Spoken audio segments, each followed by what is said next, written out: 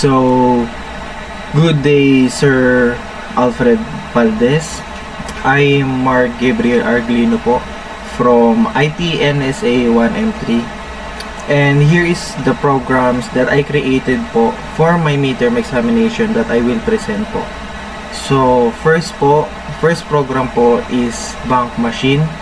So, dito po mag-i-input po tayo ng username, password, then meron pong bank menu, may choices po doon na view balance, deposit, withdraw, and log out.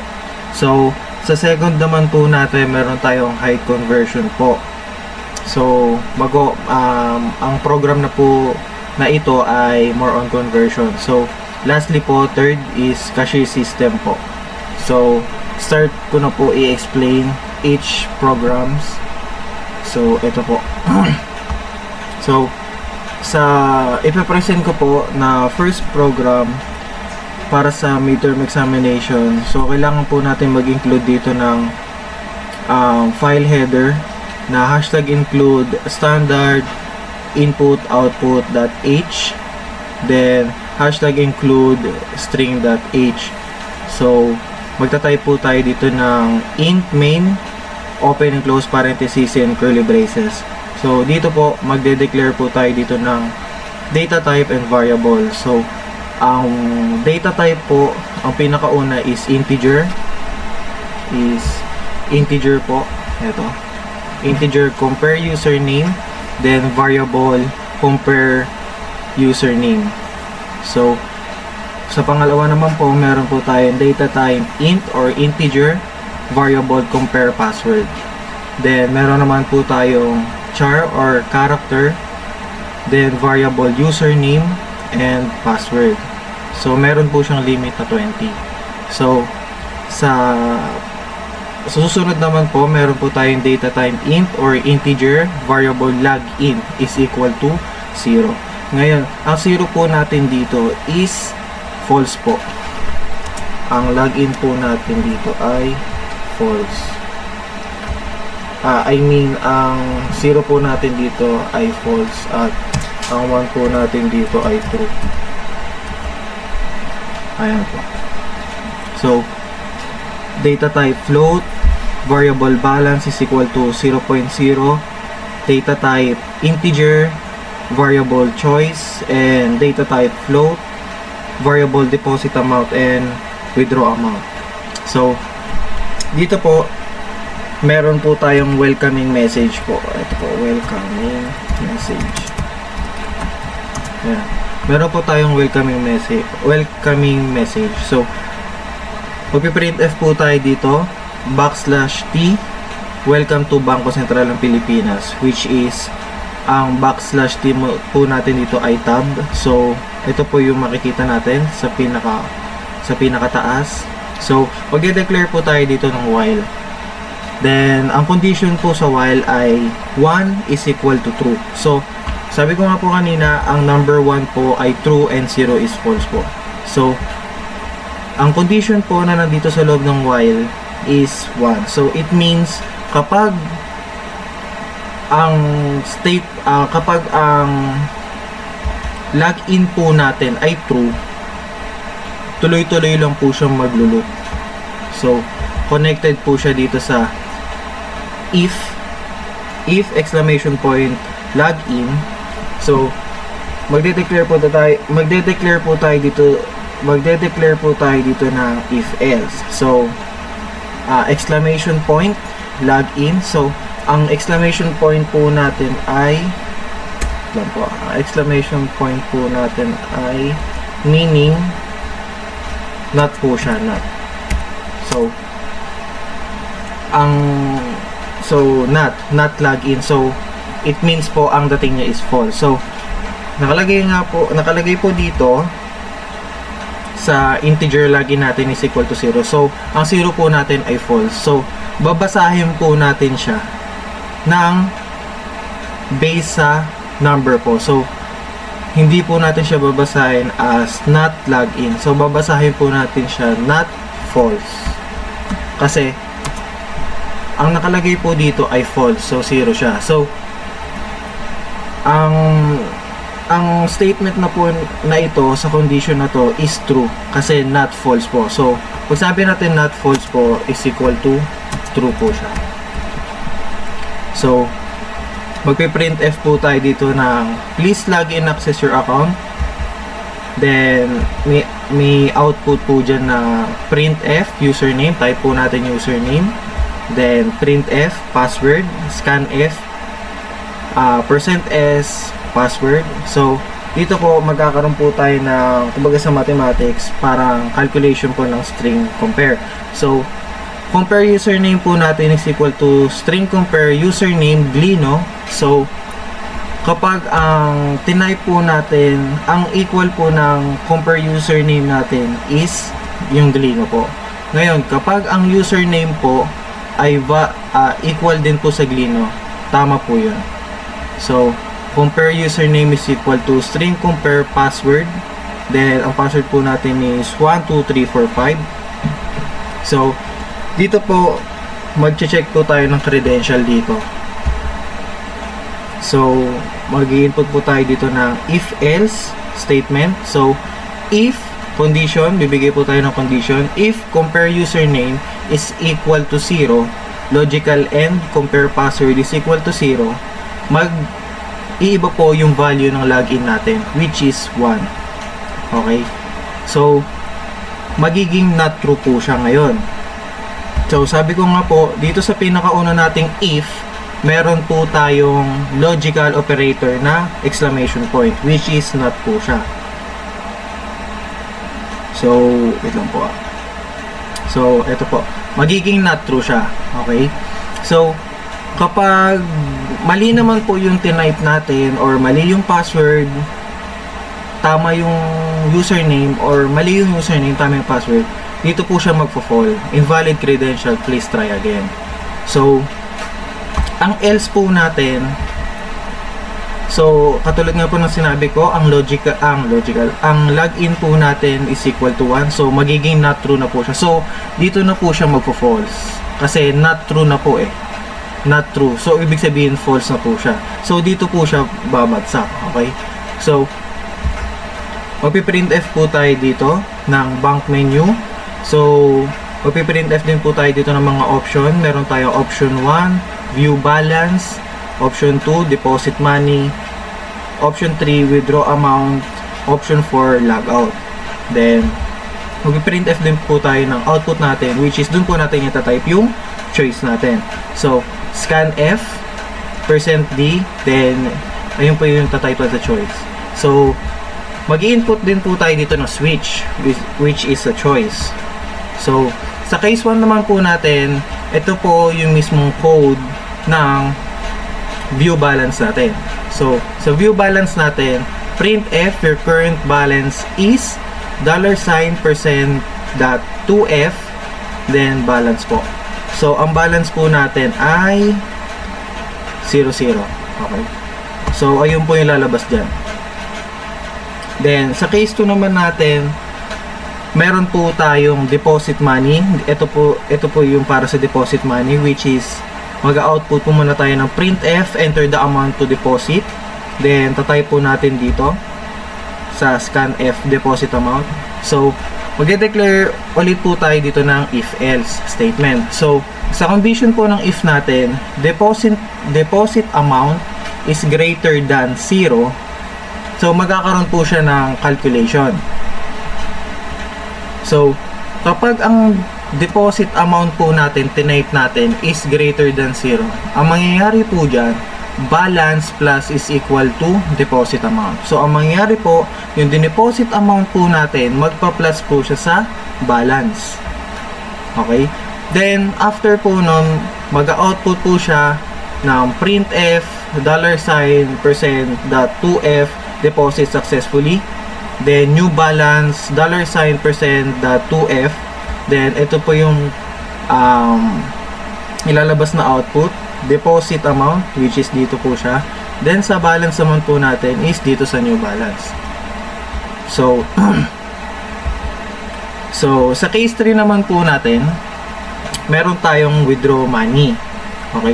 So, Sa withdraw money naman po natin, meron tayong output. Mag-output po muna siya ng enter the amount to withdraw. Then, scanf. Dito po natin ita-type yung i-withdraw po nating money dun sa balance natin. So, magde-declare po tayo dito ng if-else condition. So, if magbibigay po tayo ng condition, if withdraw amount is greater than 0, logical, and withdraw amount is less than equal balance. So, magkakaroon po siya ng calculation. So, ang calculation po niya is balance minus equal to withdraw amount. So, ang mangyayari po, yung withdraw amount po natin, ima-minus po natin sa balance natin. So, maglalabas po siya ng output after that po. Pero, meron po tayo ditong else if. Kapag ang withdraw amount po natin is greater than 0 or mas mataas po dun, yung withdraw po nating amount is mas mataas po dun sa balance. Like for example po, ang balance lang po natin is 100. Ngayon, ang balak po natin i-withdraw is 200. So, dito po lalabas yung sa else if natin. Mag-output po siya ng insufficient balance. Your current balance is $%.2F. So, yun po yung balance. So, lalabas po dito yung balance. Ipapakita po dun sa user na insufficient po yung balance na gusto niyang i-withdraw or kulang pa. Then, else naman po, yun po yung invalid withdrawal amount. So, sa case 4 naman po natin, nandito na po yung log out. So, dito po sa case 4 po natin, magbabago na po yung value ng login natin. So, nagbago na po siya, nagbago na yung value ng login natin. So, ang value po ng login natin is equal to 0. So, magiging not false na po siya. So, ayan po, magiging not false na po siya. I mean, magiging false na po siya. Magiging false na po siya. So, login is equal to 0. So it means false na po siya. Printf, you have logout. Ito po yung ilalabas yung output. Then, ayun na po. So, ipe-present ko po sa inyo yung program po. Ito po. So, ito po yung mismong program na create ko, which is the program number 1 po. So, input po muna tayo ng Glino. Username. Wait lang po Glino. Which is ito po, Glino.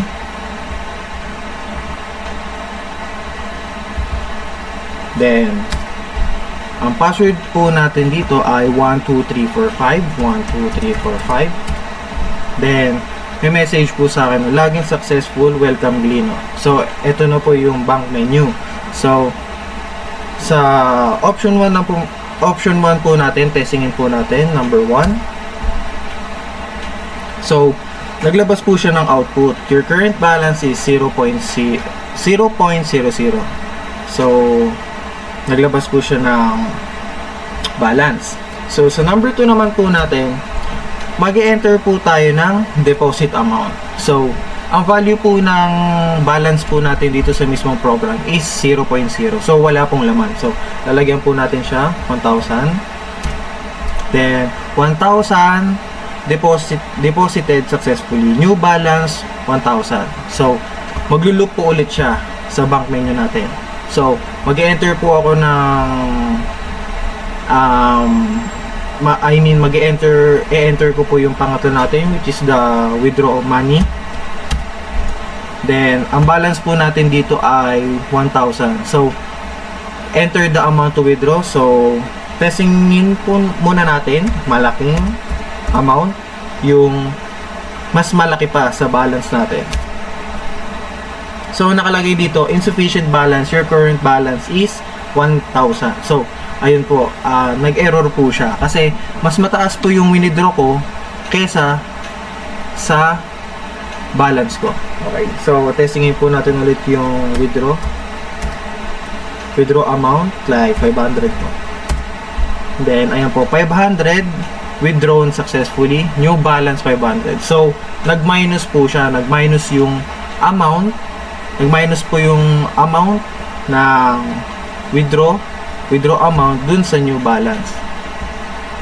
Kaya 500 na lang po yung balance ko. So, testingin naman po natin yung logout. So, ayun po, nag-logout po siya. So, uulit po ulit tayo dun sa typing ng username and password. Then, maglo-loop din po siya. So, ayan po yung ipe-present ko po sa inyong program number 1 para sa midterm examination.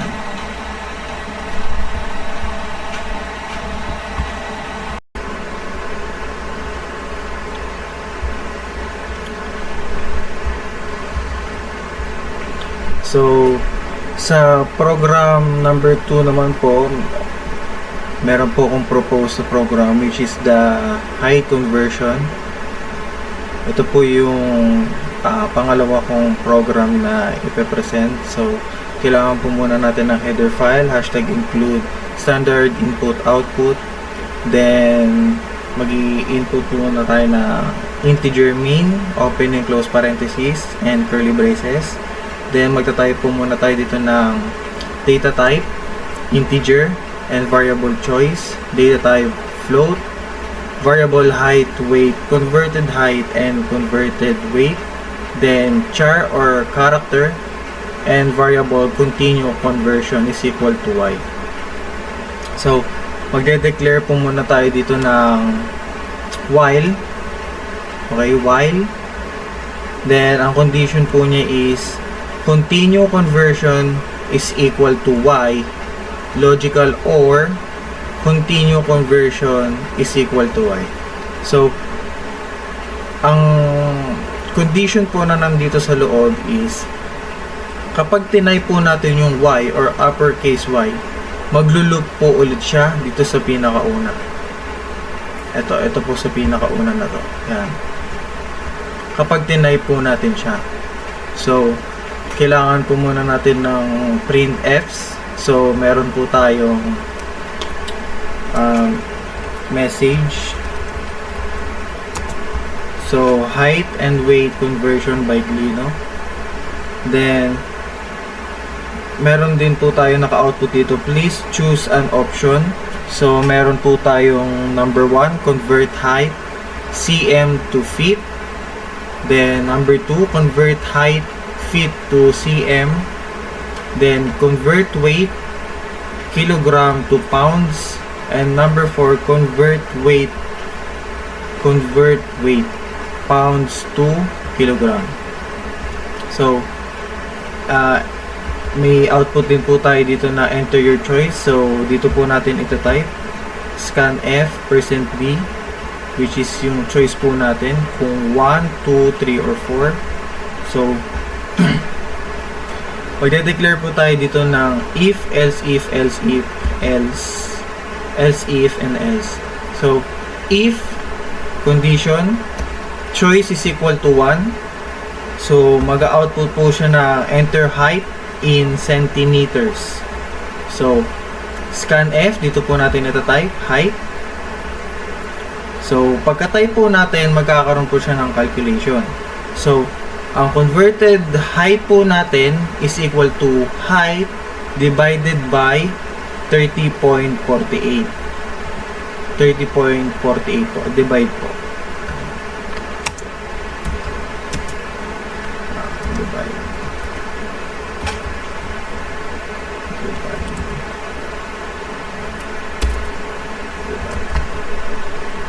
So, magde-divide po siya.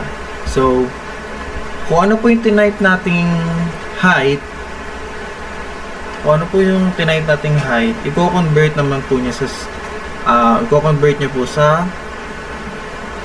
centimeters. So, para makuha po natin yung converted, so kailangan po muna natin mag-declare dito ng calculation, which is yung tinype nating height, then i-divide po siya sa 30.48.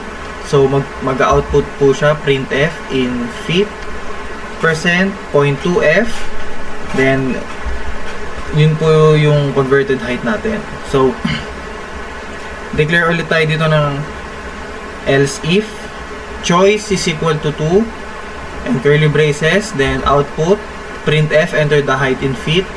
So dito po natin ita-type, then pagka-type po natin is i-convert naman po niya ulit yung height sa 30.48.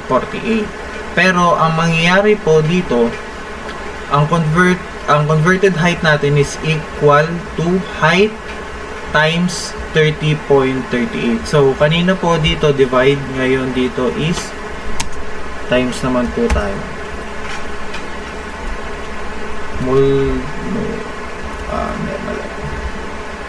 Multiplication.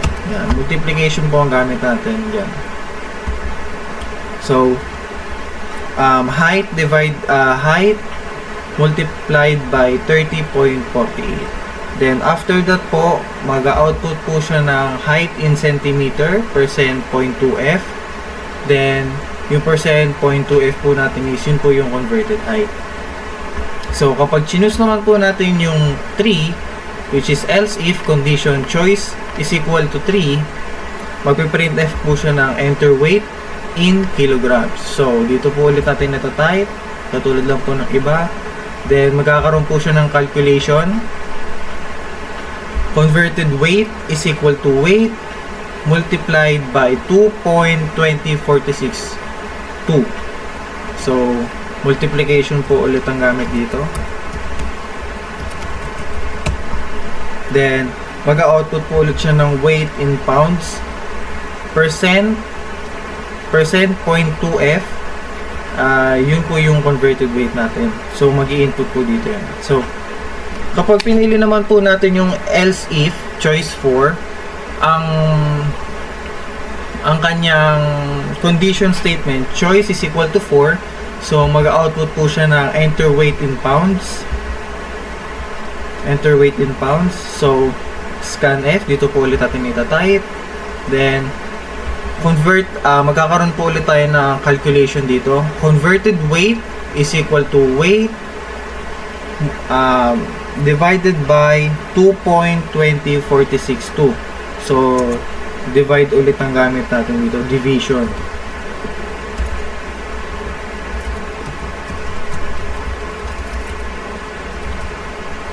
Divide. So mag-output po siya after ng calculation ng weight in kilogram percent 0.2f. Yun po yung converted weight natin na. Then ang else naman po natin is printf invalid choice, please try again. So ito po yung nasa while loop natin. So printf, do you want to perform another conversion? So kapag tinype po natin yung y or uppercase y, maglo-loop po ulit siya sa pinakauna. Ito po, pinakauna. Yan. Maglo-loop po ulit siya dyan. Pwede tayong pumili ng pwede natin piliin. Kunwari, pinili po natin yung choice 1. Ngayon, kapag tinype po natin y or uppercase y, pwede po tayong mag-test ng ibang conversion. Pwede tayong mag-test ng ibang, pwede natin i-test yung ibang option. So nakalagay po dito, do you want to perform another conversion? Y/n. So kapag, katulad nga po sinabi ko, kapag tinype po natin yung y or uppercase y, maglo-loop po ulit siya sa pinakauna. Pero kapag tinype po natin any number or any letters maliban po sa y and uppercase y, mag-e-end na po yung loop niya. So ang mangyayari po, magkakaroon po siya ng output. Kakaroon po siya ng output na end message po. End message. Thank you for using height and weight converter. So testing po natin yung program.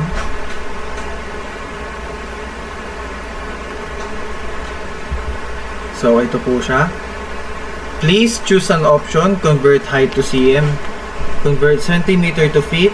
Option 2, convert height feet to centimeter, convert weight kilogram to pounds, and convert weight pounds to kilogram. So, choose po natin yung number 1, option 1. Then, nakalagay po dito, enter height in centimeter. So, enter po muna natin. Bigay tayo ng example ng height. Setting natin is 151. So, ang height po natin in feet is 4.95. So, dito po, meron pong question dito na, do you want to perform another conversion? So, sabi ko nga po, kapag tinay po natin yung y or uppercase y, maglulup po ulit siya sa pinakauna. Ayan po. So, testing naman po natin yung number 2. Enter height in feet. So, testing natin 60 lang tayo na 60. So, height in centimeters, 1828.80. So, testing ulit natin iba. Testing naman natin maliit na y. Testing natin 3. So, enter weight in kilograms. So, sabihin natin meron tayong 60 ulit. So, ang weight natin in pounds is 132.28. So, testing naman po natin ulit yung number 4 option. Then, uppercase ulit tayo, y. Then, testing natin 4. Enter weight in pounds. Sabihin po natin meron tayo 60 ulit. Weight in kilogram converted is equal to 27.22.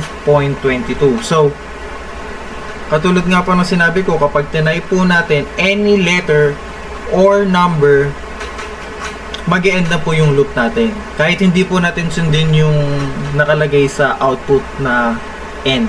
So, testing natin A. Then, ayun po yung lalabas siya. Thank you for using the height and weight converter. So, testing natin. Testing natin ulit siya.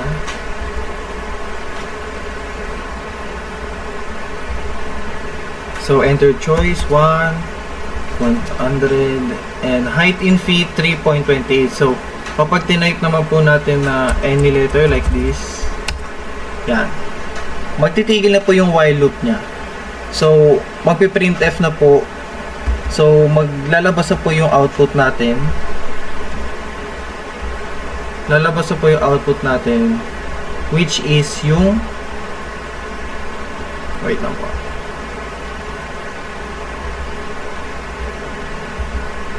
Lalabas na po yung message na thank you for using the height and weight converter. So, ayun po yung second program ko para sa midterm examination.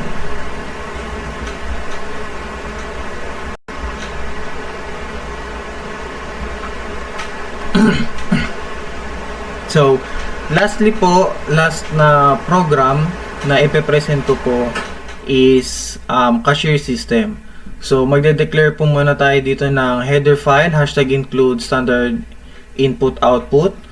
Then, magta-type po tayo dito ng integer main, open and close parentheses and curly braces.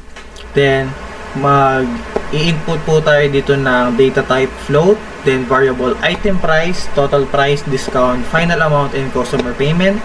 Then, data type integer, variable item count, item quantity, data type float, variable change, data type char or character, and variable add more items is equal to y. So, meron po, sa pinakaunang program, meron po muna tayo message. May output po muna tayo ng message. Printf, welcome to cashier system. So, magde-declare din po tayo dito ng while, then condition, add more items is equal to y, logical or add more items is equal to y.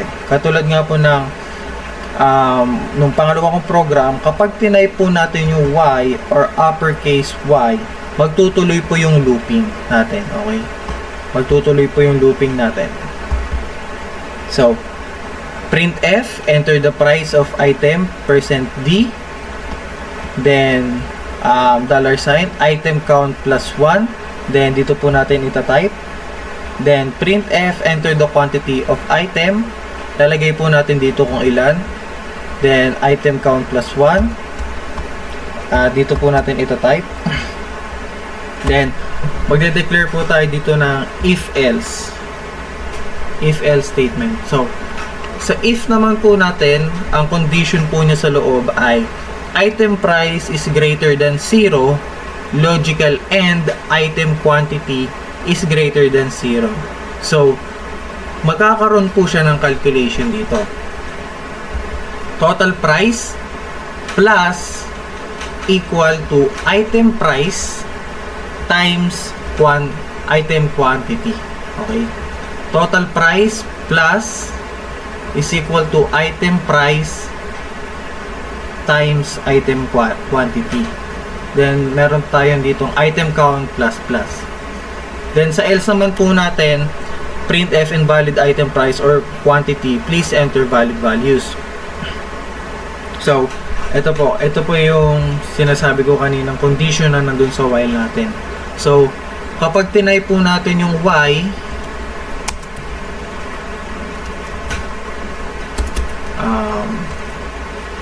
if kapag tinay po natin yung y or uppercase y, tutuloy po yung while loop natin. Okay? Tutuloy po yung while loop natin. Then, i-read po nito dito sa scanf kung itutuloy pa ba or hindi na. Then, meron din po tayo ditong calculation ng discount. So, magde-declare po tayo ng if, else if, and else. Then, if condition statement, total price is greater than 100. So, kapag ang total price po natin is greater than 100, magkakaroon po tayo ng discount dito. So, ang calculation po ng discount is total price times 0.10. So, ito po yung calculation niya. Kapag ang price po natin is greater than 100, magkakaroon po siya ng discount, which is 0.10. Then, else if total price is greater than 50, magkakaroon din po siya ng discount. So, kung ano po yung total price natin, ita-times lang po natin sa 0.05. Then, else natin, discount is equal to 0. So, ibig sabihin po, kapag 49 pababa, wala pong discount yun. Then, calculation po ulit. Final amount is equal to total price minus discount. So, yung total price po natin, yung discount po natin, ima-minus natin sa total price natin. Okay, yung discount po, ima-minus po natin sa total price. So, magkakaroon po tayo dito ng output. Total price of item, $%.2f, then yun po yung total price natin. Dun sa item na in-input po natin.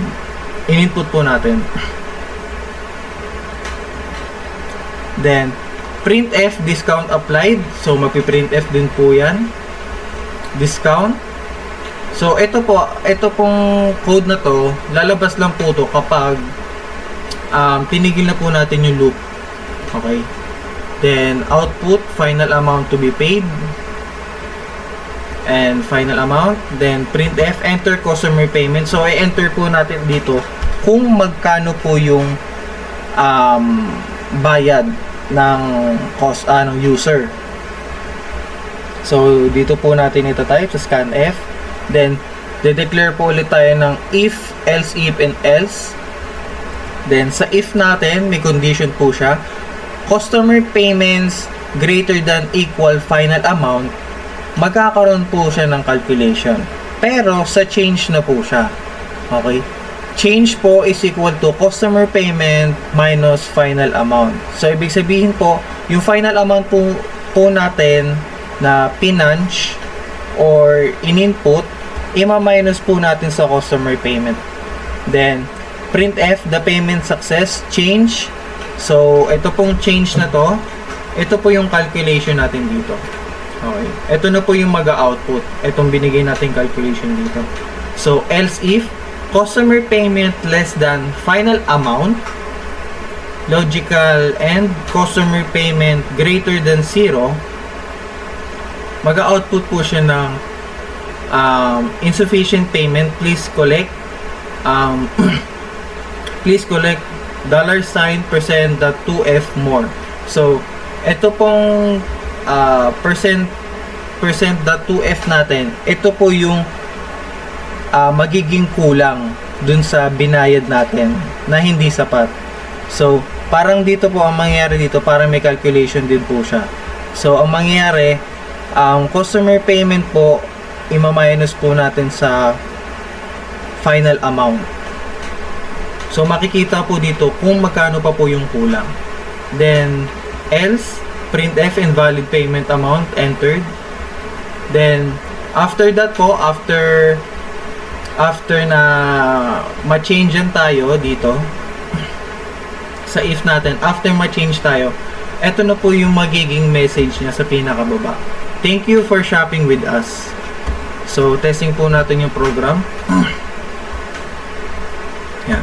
Welcome to cashier system. So, enter po muna tayo ng the price of item 1. Let's say po 10. Then, ang quantity is 10 din. So, 100. So, sabi ko nga po, kung ita-type natin Y or uppercase Y, maglulup pa din po siya. Babalik po siya sa enter the price and enter the quantity. So, testing natin, uppercase Y. So, enter the price of item 2. Let's say 10 ulit, then 10. Then, lowercase y, 10, 10. Then, testing natin, lagay G. Total price of items, $300. Discount applied, 30. Then, final amount to be paid is 270. So, testing po muna natin ilagay dito is 250. So, meron po tayong kulang na 20. So, ito po yun. At dito po yan sa else if. Dito po siya magfo-fall sa else if natin sa code. So, ayan po, insufficient payment. Please collect 20.00 more. So, may kulang po muna tayong 20. Insufficient balance po. So, testing po ulit natin 10, 10, then Y, 10, 10, uppercase Y, 10, 10, then N, then, ayan po. Testing po natin ilagay is 300. Then, payment successful. Change is $30. So, thank you for shopping with us. So, dito po, lalabas po dito yung message na thank you for shopping with us. So, ayun na po yung end message na. So, ayun po yung last program po na ipepresento. So, ang pinakauna po is yung bank. Then, pangalawa naman po is yung height conversion. Then, lastly po yung cashier system. So, thank you sir sa pakikinig and God bless po.